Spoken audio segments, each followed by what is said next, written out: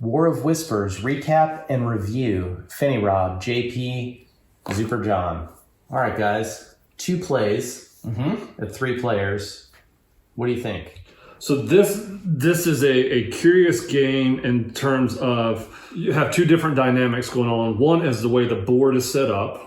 But yellow is positioned to attack everyone, but yellow is limited in attacks.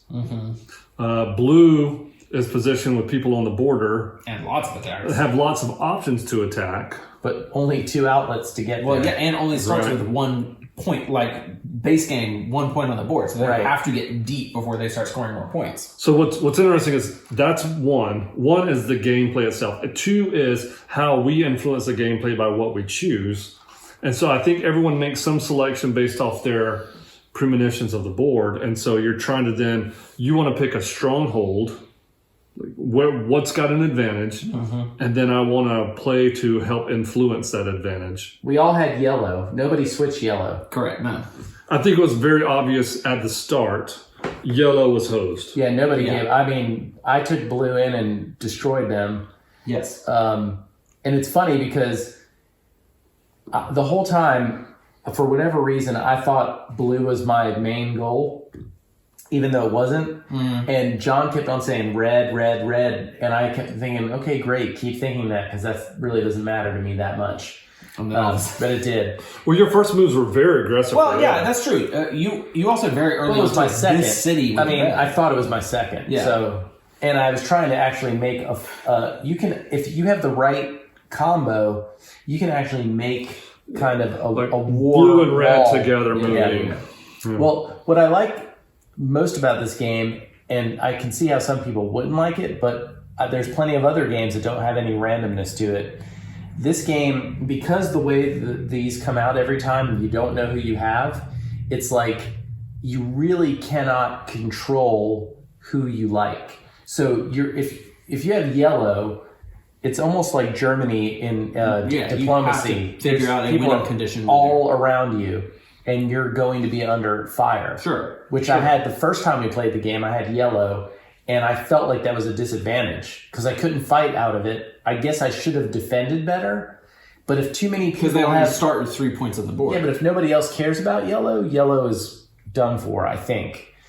And then the other thing I like about this is it's more tactical than strategic. You can have a strategy, but at the end of the day, you're relying on what other people put out on the board. Sure. And so you can't control the things that you want to control. Sure. And even if you think, like if someone takes the action right ahead of you, and you think they have a similar goal as far as that country or that group or whatever, that they may not agree with you on some other things. That's like right here, I wanted red to take cities, but I needed it to not be green cities. Right. So when you started charging in here, I was fine with red taking cities, but then I wanted to reroute that army a different direction. Yeah, see, I wish that if it would have helped me so much in that game if green wouldn't have mattered to you as much. Right. Because then John's green would have been right irrelevant. Here are super easy. Well, everything for me, like those 2 cards to rearrange red, like your advance, those 2 cards mattered. Now, the only issue being I had to play somewhere in here to give up doing something else to get cards, to have to get those cards to shove red back to the corner. Like that was the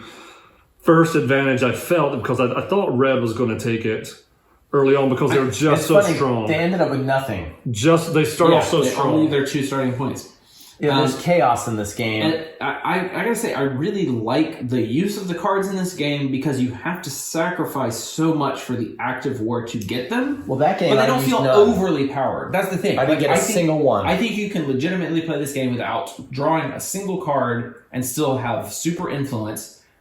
And you can also draw and play a bunch of cards and not feel like you're blowing people out of the water or that you gave up too much. It's a good balance. I feel like it's well balanced. One of the things I would recommend before playing with somebody that you know is strategic is to look through the cards and see what is available in the cards. That's true because each region has very specific, like the first action and the second action are always the same. Yeah. Right. So knowing what the options are, like what do you get if you get a blue card? What do you get if you get a yellow card? that information is fine. Now, not memorizing every single combo thing, the very third option. Well, that's going to be you can look at the cards, but you're not going to remember. Right, That's the brown and the blue But together. you need to know what's like, out there. hey, red is always about moving your agents and jumping around. Like That's I always right. have that option. Means that taking this position to get one card, if you know, hey, I really need to get an attack with yellow, and there's only that one option, and somebody else has it. Maybe knowing how to get a card to play that is going to save you. So I do think knowing the base action for all of the functions gives you the flavor of what's and out what there. Again, this could be themed space or cowboys or whatever. Like there's a million different things you can put on top of it, but the actions like give each of these regions a little bit more of the flavor of what they bring to the party. Are they a warring group? Are It feels they like Game of Thrones, though, right? Exactly. Yeah, for sure. it is. I mean, Generic. even the fact that the wolf house is way up here with the icy region and Right. is attacking, like it definitely is It evokes that. generic Game of Thrones. Right.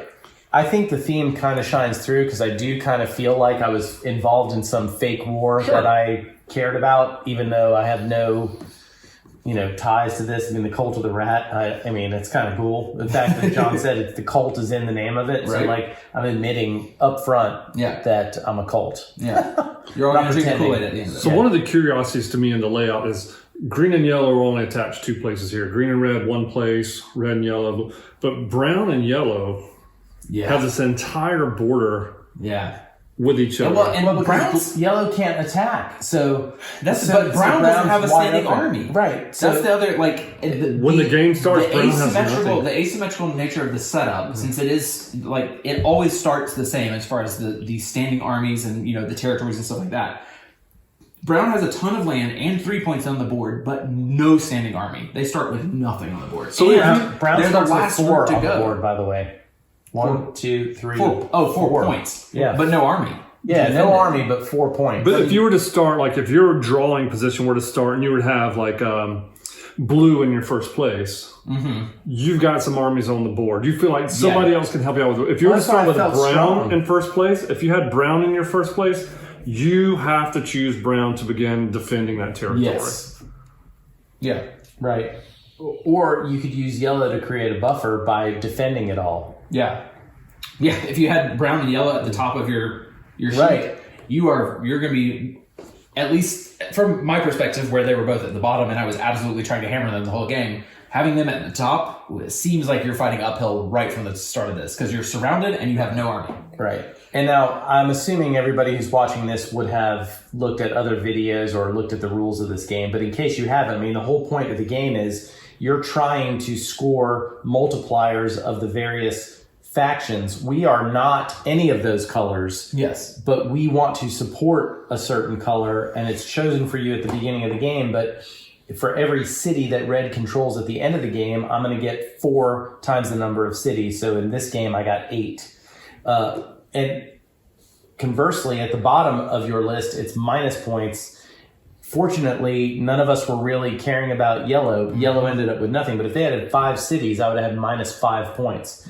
So we're basically just trying to. It's almost like a betting game, really. Right. It's like this could be it's like a horse race. Yeah, it's where like you there's modify. almost the 2 separate games going on. There's the war game happening on the table where we're pushing cubes around and taking territories, but the actual in-game scoring is all based on this sort of influence and opinion, which is relatively hidden from other players the whole time. Unless you want, if you want to choose, again, these are going to be down for the whole game, but at some point in the game, you might, at the end of every round, you can actually exchange swap. So you could say, yellow's doing really well, green's definitely not going to get it.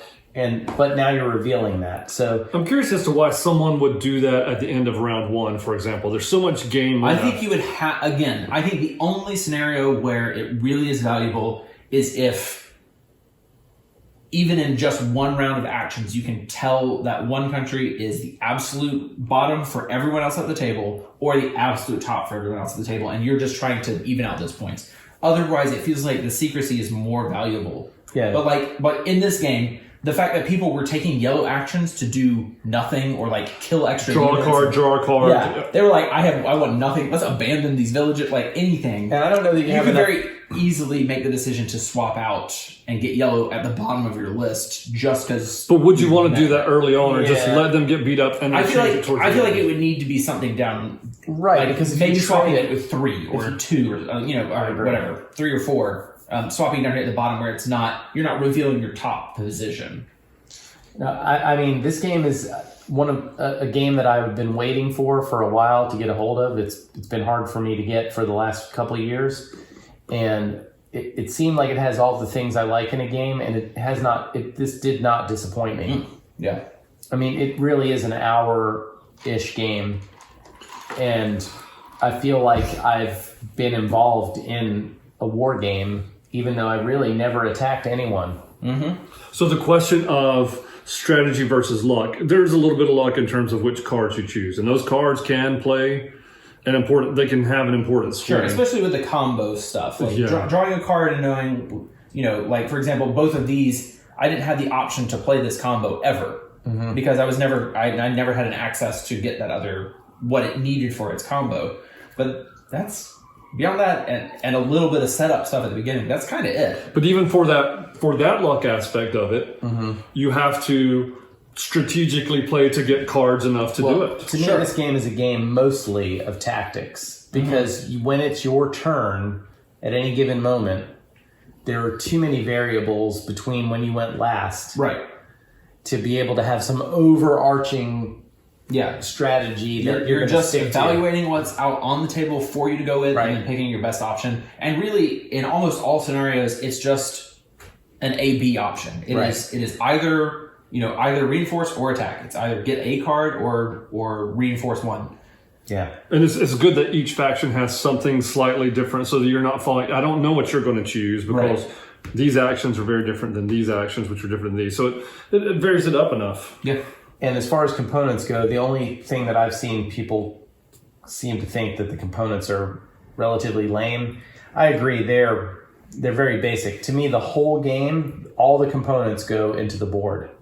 The board is pretty brilliant. First of all, it's round, which you don't get to see very much. Yeah, It's which very works well with vivid. the like time track as we're going around Right. the turn. You don't forget actions or skip actions. And a lot of the icons, the turn order, everything is on the board. And you just basically go around it. This is the player guide. This is part of the rule book on the table.